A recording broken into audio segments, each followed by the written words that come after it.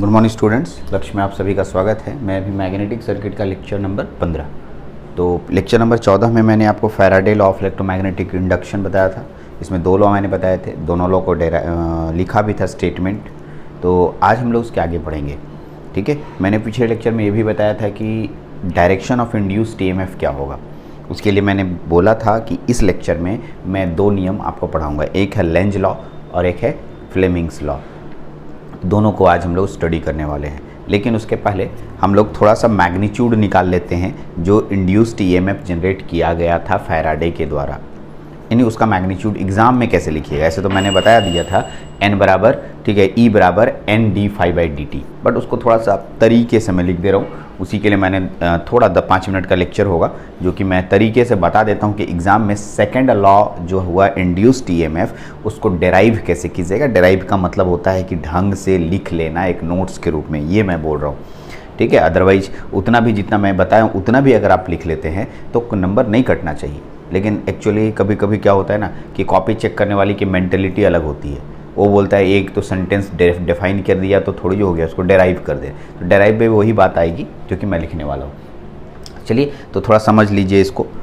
Magnitude of induced EMF कैसे निकालते हैं। मतलब जो इंड्यूस्ड ईएमएफ पहला वाला में फैराडे ने क्या बताया था कि इंड्यूस्ड ईएमएफ जनरेट होता है, यही तो बताया था, जनरेट होता है सिर्फ बताया। दूसरा नियम में क्या बताया, कितना इंड्यूस्ड ईएमएफ जनरेट होता है, कितना, कितना का मतलब हाउ मच, वैल्यू बताइए। तो उसने बताया था ई बराबर n d phi by d t. ठीक है, तो उसी को हम लोग यहाँ डेराइव करने जा रहे हैं। तो इसमें 3 टर्म यूज होता है। एक हो गया फाई, देखिए लिखा है, जिसे हम लोग फ्लक्स का नाम देते हैं।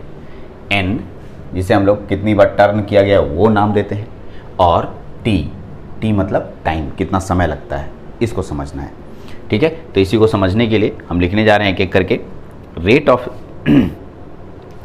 ठीक है, इसको सबसे पहले हम लोग क्या करेंगे, इंड्यूस्ड ईएमएफ। पहले तो हम लोग को क्या समझना है, इसका स्टेटमेंट आपके पास पूरा अच्छे से मालूम है। स्टेटमेंट बढ़िया से लिखा हुआ आपके सामने, स्टेटमेंट लिखा होगा। ठीक है, ठीक है, तो सबसे पहले ठीक है rate of change of flux कैसे बनाते हैं। Rate of change of flux का मतलब क्या होता है, इसको समझिए। ये बहुत इंपॉर्टेंट शब्द है, rate of change of flux. ठीक है, इसको ऐसे बोलते हैं, सबसे पहले फाइनल फ्लक्स में से घटा देंगे इनिशियल फ्लक्स,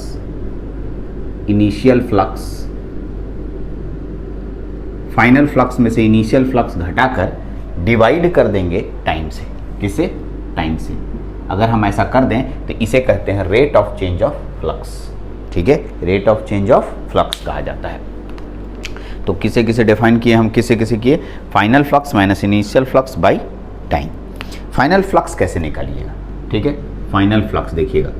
फाइनल फ्लक्स निकालने के लिए n से मल्टीप्लाई करना होगा फाई, n फाई, हाँ 2 फाई होगा यहाँ पर, तो इसको मान दे देते हैं फाई 2 और माइनस n फाई 1। एक लड़का बोला n क्यों लगाए आप, n लगानी जरूरी है, तो एकदम करेक्ट। जो एक्सपेरिमेंट हम लोग करते हैं, फैराडे ने जो किया था वो एक कॉइल के लिए किया था, सिंगल टर्न के लिए।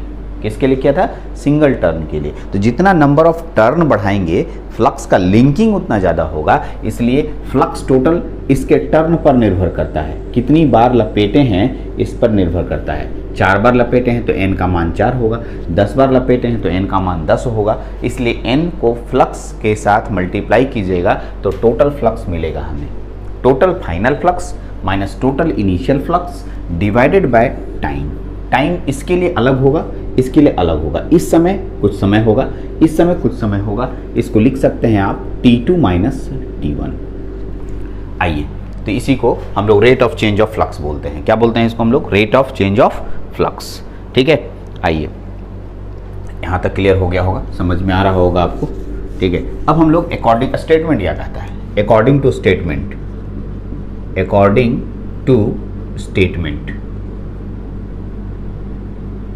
To statement of Faraday.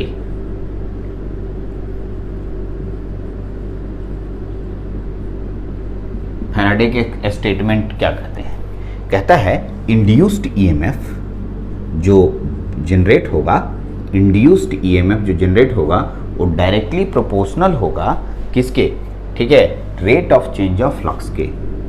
Rate of change of flux के, ठीक है, यानी किसके प्रोपोर्शनल होगा, rate of change of flux के। तो यहाँ जो इंड्यूस्ड ईएमएफ होता है इसे हम लोग ई से सूचित करते हैं, स्मॉल ई, ठीक है।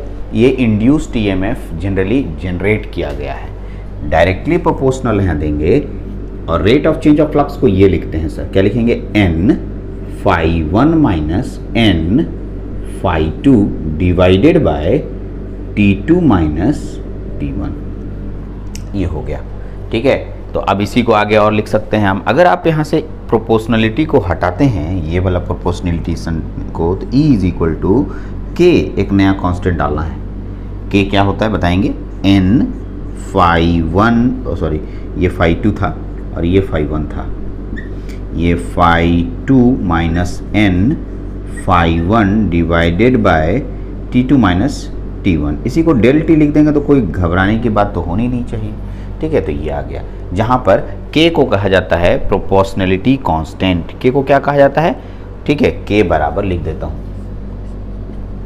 k इज इक्वल टू क्या कहा जाता है, k का मान होता है कांस्टेंट ऑफ प्रोपोर्शनलिटी, ठीक है। यहाँ पर k का मान जो होता है जनरली 1 लिया जाता है, ठीक है। k इज इक्वल टू 1 आपको लेके चलना है। तो अब आपके पास फाइनली क्या दिखेगा, देख लीजिए, यानी E is equal to n common ले लीजिएगा, हो जाएगा phi2 minus phi1 divided by del t, ठीक है। इसी को dt भी कहीं कहीं, इसी को किताब में लिखा बहुत जगह देखते होंगे, n d phi by dt, ठीक है। ये d मतलब हो गया differentiation, small change in flux by small change in time. इसको क्या बोलते हैं, small change in flux by small change in time, change in flux change in time, d phi by dt, याद रखिएगा। तो यही है आपका मैग्नीट्यूड जो कि मैंने आपको बताया था। यहाँ तक क्लियर है, इसको आप नोट कीजिए, एग्जाम में यहाँ पर लिख पाएंगे, इतना लिखिएगा तो आपको पूरा नंबर देगा। ये एग्जाम पर्पज से मैंने बताया। चलिए कंसेप्ट आगे बढ़ते हैं। जब फैराडे ने ये पूरा डेरिवेशन करके दिखाया तो फैराडे से पूछा गया कि आप बताइए कि जो इंड्यूस्ड ईएमएफ जनरेट हो रहा है इसमें धारा की दिशा किधर होगी, करंट का डायरेक्शन क्या होगा, मतलब इंड्यूस्ड ईएमएफ में प्लस माइनस किधर किधर बनेगा। फैराडे को आश्चर्य हो गया, वो बोला ये तो हम नहीं अभी तक निकाले हैं, इसका तो मेरे को जानकारी ही नहीं है, हम तो सिर्फ इंड्यूस्ड ईएमएफ जनरेट होता है ये पता किए हैं। वो यहाँ पर सफल नहीं हो पाया, मतलब वो नहीं बता पाया। तो भाई एक जनरेशन के बाद दूसरी जनरेशन उसके एक्सपेरिमेंट को आगे बढ़ाती है। तो इसी समय इसी दौरान दो साइंटिस्ट ने यहाँ पर आए, एक का नाम था लेंज, क्या है, लेंज, और एक का नाम है फ्लेमिंग।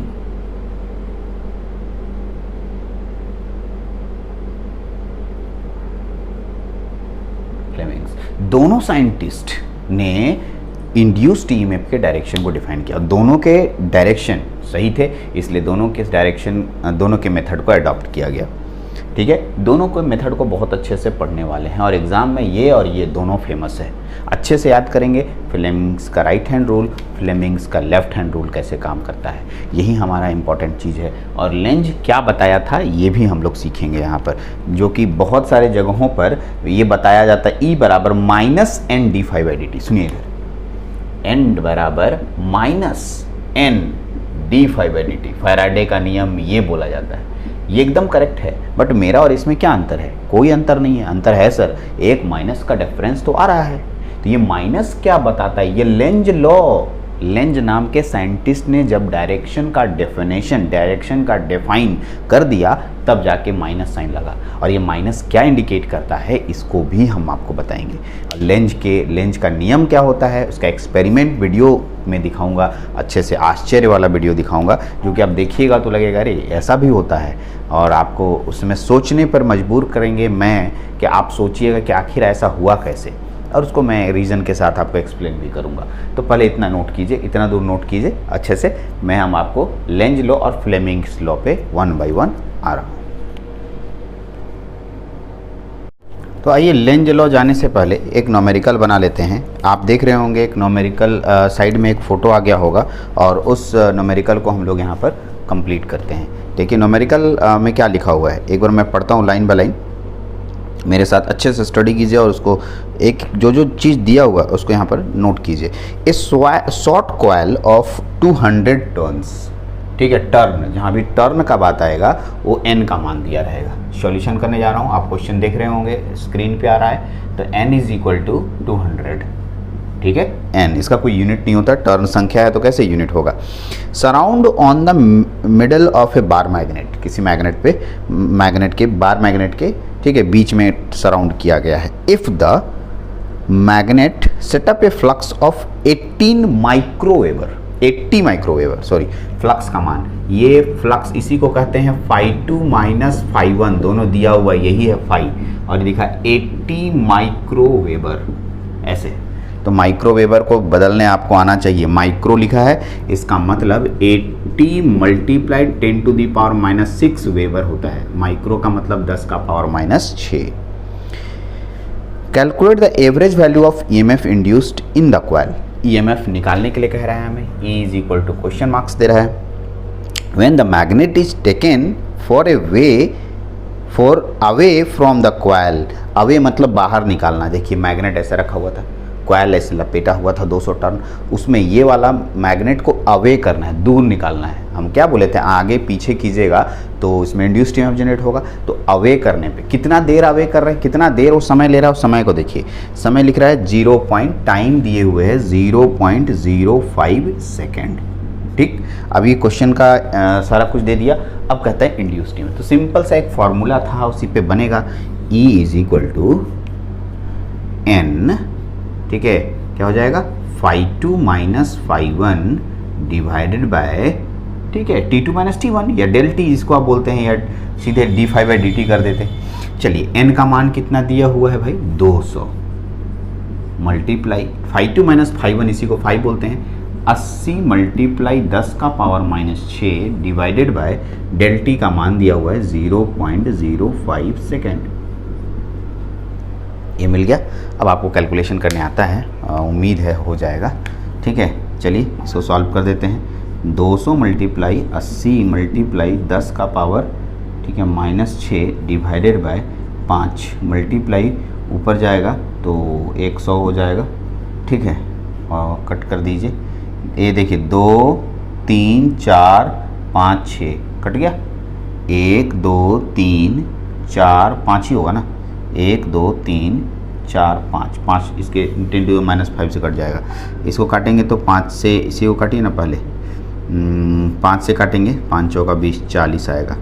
अब आइए 40, इसका 1 0 2 0 3 0 और 2 5 0, 5 0 से ये 10 का पावर माइनस 6 घटेगा तो 1 बचेगा। 4 8 चौका 32, ठीक है, 32 हुआ, मल्टीप्लाई 10 का पावर माइनस 1 का मतलब 1/10। इसका मतलब यहाँ पर से निकलेगा, देखिए पता नहीं दिख रहा है कि नहीं दिख रहा है आप लोगों का स्क्रीन में, हाँ ठीक है दिख रहा है यहाँ तक। इसी का मतलब यहाँ हो गया 3.2 वोल्ट आपका आंसर होगा, ठीक है, वोल्ट, क्योंकि इंड्यूस्ड ईएमएफ जो है वोल्ट में कैलकुलेट होता है। तो एकदम इजी क्वेश्चन रहेगा, और आगे भी न्यूमेरिकल तो शुरू हुआ है, बहुत न्यूमेरिकल आने वाला है। चलिए न्यूमेरिकल को नोट कीजिए, स्क्रीन के साथ क्वेश्चन लिख लीजिए, उसके बाद नोट कीजिए, ठीक है। आगे अब हम लोग पढ़ते हैं लेंज लॉ, ठीक है, लेंज लॉ या फ्लेमिंग्स लॉ।